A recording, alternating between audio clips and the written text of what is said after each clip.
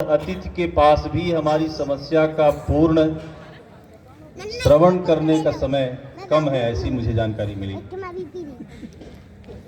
अब आप समझ सकते हैं कि जिस समाज की समस्या पहाड़ से भी बड़ी हो और उस समाज की समस्या को सुनने का समय सेकंडों का हो या मिनटों का हो, क्या समस्या का हल निकाला जा सकता है?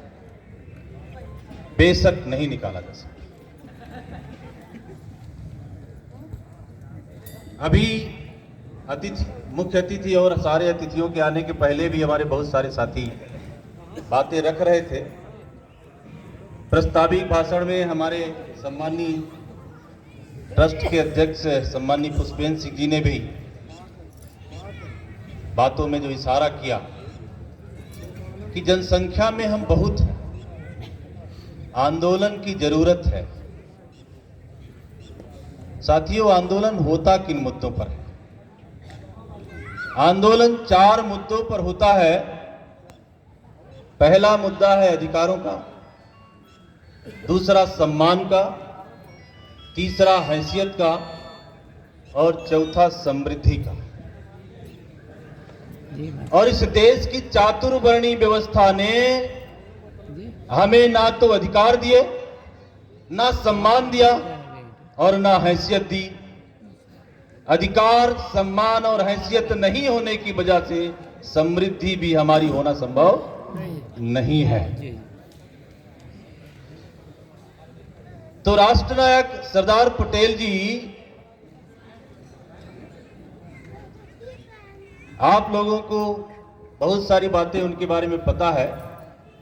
बहुत लंबा चौड़ा भाषण करने की बजाय मैं शॉर्ट में, चूंकि समय भी कम है, जो उनका दृढ़ संकल्प था इस समाज को संदेश देने का, समाज को जोड़ने का और इस देश को एक राष्ट्र की कल्पना करके एक विकसित राष्ट्र बनाने का, तथाकथित आजादी के 75 साल के बाद, मैं तथाकथित आजादी कह रहा हूं, यह शब्द कुछ प्रश्न खड़ा करता है। इसका मतलब अभी हमें आजादी नहीं मिली।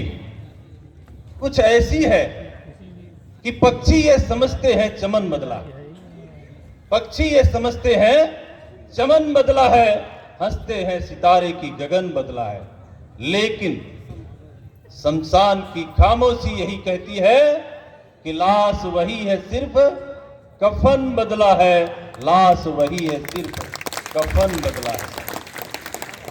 ये सुखद संयोग है कि पिछड़ा वर्ग आयोग के अध्यक्ष और पूर्व मंत्री सम्माननीय बिसेन साहब हमारे बीच उपस्थित हैं और पिछले 75 सालों में हमारे समाज के कई सारे सांसद मंत्री हुए हैं, होते भी रहेंगे।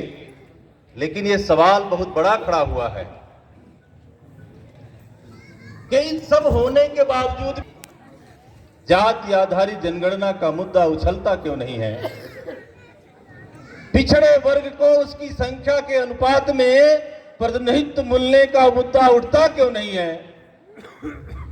भारत के सारे मेडिकल कॉलेजों में ओबीसी का आरक्षण बंद हो गया। इसके विरोध में हमारे विधायक, मंत्री, नेताओं ने इस तरह के मुद्दे उठाए क्यों नहीं है? और अभी मध्य प्रदेश में पंचायत में आपने देखा ही होगा कि ओबीसी की क्या हालत रही है।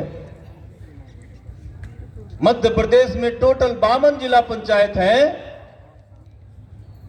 यानी 52 जिला पंचायतों के अध्यक्ष का पद है, लेकिन ओबीसी को केवल कितने?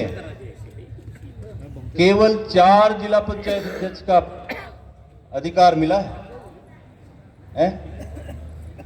हम बहुत सारे मंचों में खड़े होकर बहुत सारी बात करते हैं। साथियों, अधिकार मांगने से नहीं मिलते, अधिकार पाने के लिए एक होना होता है और एक होकर लड़ना होता है। क्योंकि अधिकार छीनने से मिलते हैं, मानने से तो आज के डेट में भीख भी नहीं मिलती। ताली मत बजाइए, थोड़ा ध्यान से सुनिए। ये कार्यक्रम दिल के तार छेड़ने का नहीं है, ये दिमाग के तार छेड़ने का है। ये समाज हमारा ताली बजाकर ही पीछे जा रहा है। सरदार पटेल को 11 मत मिलने के बाद टोटल 14 मतों में 11 मत सरदार पटेल को मिले, 2 पद मिस्टर नेहरू को मिले, 2 पोस्ट, और 1 वोट मिस्टर जेबी कृपलानी को मिले, और इस देश का प्रधानमंत्री कौन बने? और उसके पहले इस भारत के प्रथम संविधान बनाने की जो समिति बनी 20 फरवरी 1928 को, ये डेट आप लोग नोट कर लीजिए, बहुत लोगों को पता नहीं है ये बात। भारत का ये दूसरा संविधान है जो अभी चल रहा है।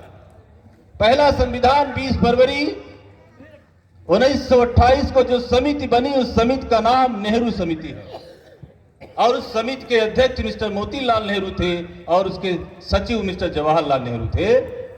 और सितंबर 1929 में जब उस समिति की रिपोर्ट आती है तो सबसे बड़ा जो घातक मुद्दा था कि भारत में उन्हीं लोगों को वोट देने का अधिकार मिलेगा जो ग्रेजुएट होंगे, जो सरकार को टैक्स देते होंगे और जिनके पास कम से कम 10 एकड़ की जमीन होगी। जरा कल्पना करिए 1929 में 10 एकड़ जमीन तो रही होगी लोगों के पास, लेकिन कितने लोग ग्रेजुएट रहे होंगे और कितने लोग टैक्स देते रहे होंगे? रहे होंगे कोई? अरे बताइए, रहे होंगे? तो आपको वोट देने का अधिकार मिलता? नहीं मिलता। और 1930 में फर्स्ट राउंड टेबल कॉन्फ्रेंस हुआ और उस कॉन्फ्रेंस में सबसे पहला मुद्दा और सबसे अधिक बहस इस मुद्दे पर हुई कि भारत का कोई भी नागरिक किस जाति, धर्म, भाषा का है, उसके पास जमीन है तब भी, नहीं है तब भी, वो पढ़ा है तब भी, नहीं पढ़ा है तब भी, टैक्स देता है तब भी, नहीं देता है तब भी, उसको वोट देने का अधिकार मिलना चाहिए जिसकी उम्र 21 साल की हो। और ब्रिटिश वाइसराय ने इसको स्वीकार किया और सरदार पटेल तब बहुत ज्यादा इस पक्ष में नहीं नजर आए, लेकिन 16 साल के बाद